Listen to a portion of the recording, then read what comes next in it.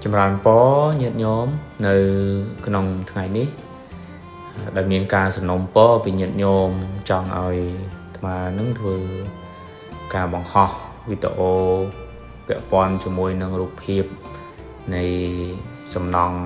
ពុទ្ធបដិមាទាំង4អង្គដោយសារទីតាំងនេះដំបូងគឺជាកន្លែងរោងម្ចាស់ទឹកម្ចាស់ដីទេញាតិញោម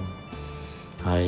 ក្រោយមកទៀតទៅអាត្មានឹងក៏គិតថាកន្លែងនេះជាកន្លែងដែលសំខាន់កន្លែងចំណុចកណ្ដាលរបស់វត្តអញ្ចឹងហើយក៏កែប្រែកន្លែងម្ចាស់ទឹកម្ចាស់ដីនេះក្លាយជាសួនបដិមាមានន័យថាកន្លែង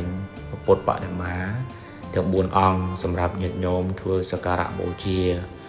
មកដល់ក្នុងវត្តគឺយើងមានកន្លែងគោរពតែម្ដងអញ្ចឹងណាញាតិញោមហើយញាតិញោមជើញតាមដានមើលខ្សែវីដេអូនេះទាំងអស់គ្នាថាតើអាត្មាកែប្រែពីកន្លែងរោងម្ចាស់ទឹកម្ចាស់ដីហ្នឹងคล้ายជាកន្លែងសក្ការៈបូជាបានយ៉ាងដូចម្ដេចសូមអញ្ជើញទស្សនាដូចតទៅ